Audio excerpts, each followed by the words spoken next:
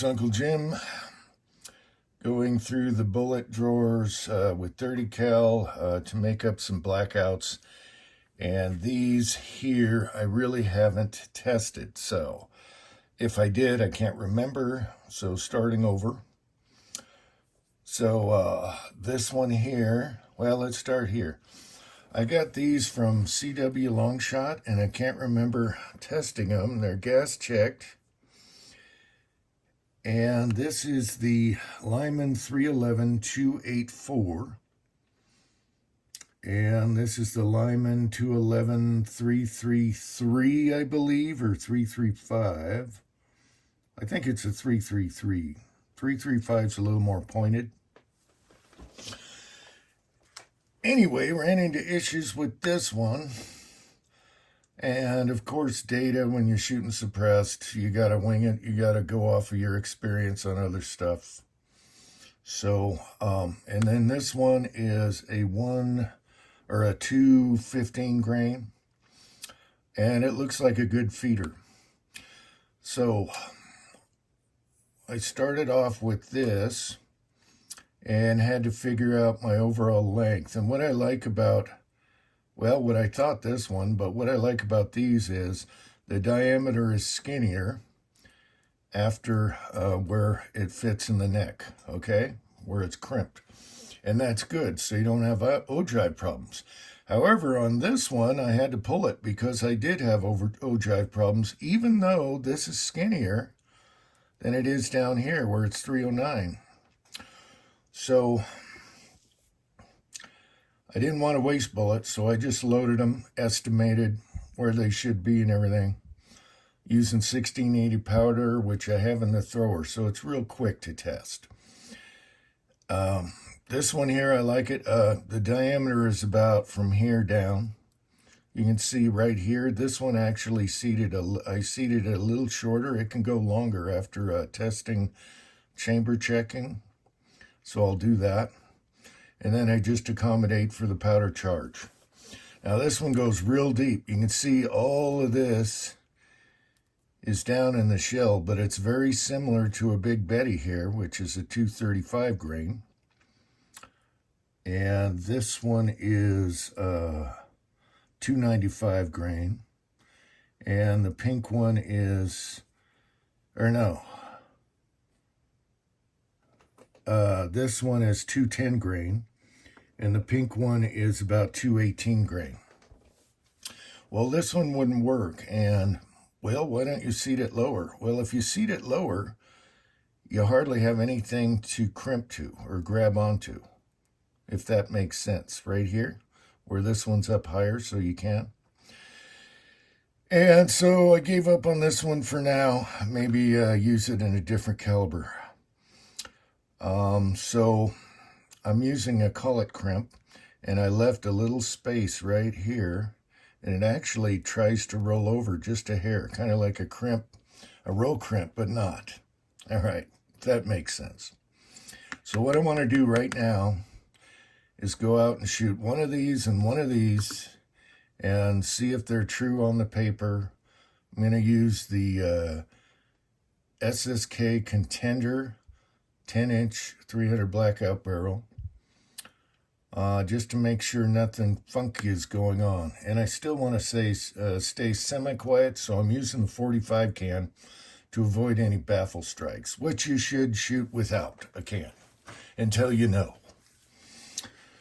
So, what else did I have to deal with? Okay, so for a good test, this SSK barrel on the Contender, I can plunk test it and shut the barrel. And if the barrel shuts with the hammer down on a loaded round, nothing will go off. And that tells me if it fits in this, it fits in all our other 300 blackouts. So this one, it wouldn't even shut. Even though this diameter is skinnier, you can see where it's scratched up. And this is from different guns. I even tried the Ruger American Ranch, the Bolt Action AR, Contender, and we're hitting in different spots here. Now I could go a hair lower, but then there's no meat to to crimp. So that might be a 30-06 or 308 bullet later. All right, so we're going to shoot these two right now. It's going to get windy. It's super warm out. And I'm just looking for true. And we'll see what happens. We already know these babies are good. And I compared this to this and this to let me know it's all about your volume when you're winging loads and your powder charge. Not enough is bad. Too much is bad. You got to be just like the Three Bears. So these are fairly light charges, but still have volume. All right. Okay, I got the scope set to 3 power and the parallax just under 25. And we'll see what happens. I like this as a test for plunking, because if that barrel shuts and the bullet pulls out without touching lands, you know exactly everything else will work. All the ARs and everything, so that's good.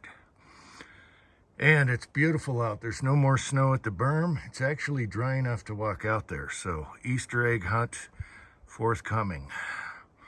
All right, let's see what happens.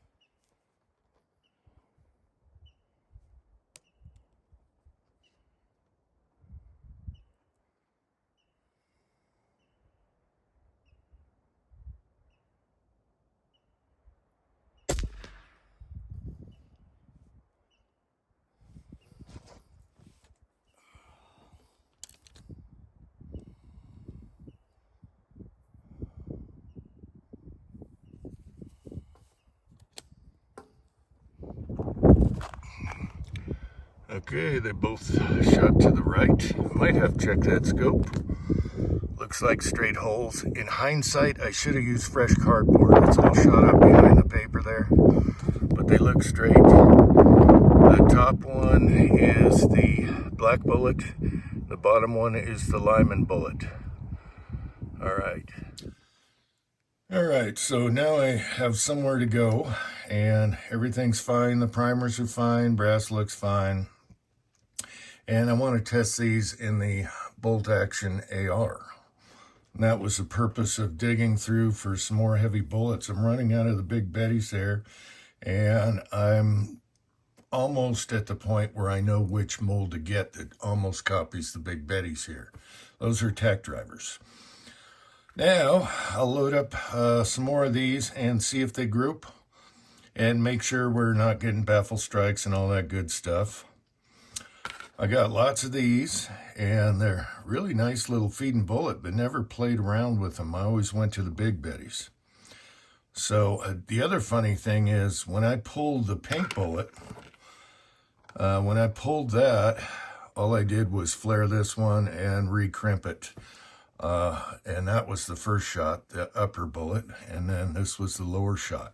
Why they're going right, I don't know. Maybe I haven't been playing with this new barrel yet, so maybe the contender isn't totally sighted in, or it's my 45 can with the baffles are sideways right now, the way it screws on here. I don't know. I'll figure that one out.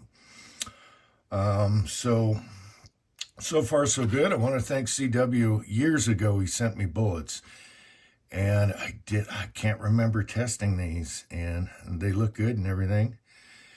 And so I want to thank him for that. And also, there was 2 squirrels out there chirping. Anyway, you got to get them before they breed. And they're big uns. And this might do very well on them with a softer alloy. If this one groups here, this Lyman, or it's either a Lyman or a precursor to Lyman, I just went brain dead, and I have those molds. Damn it. Ideal. if I find a 2 cavity, maybe I'll pick that up if this groups, because, hey, that looks good. And with subsonic, you don't need a gas check.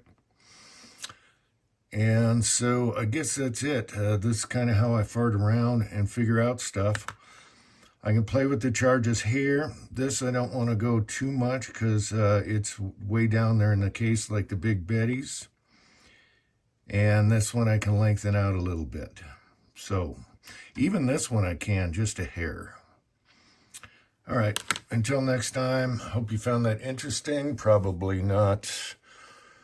America.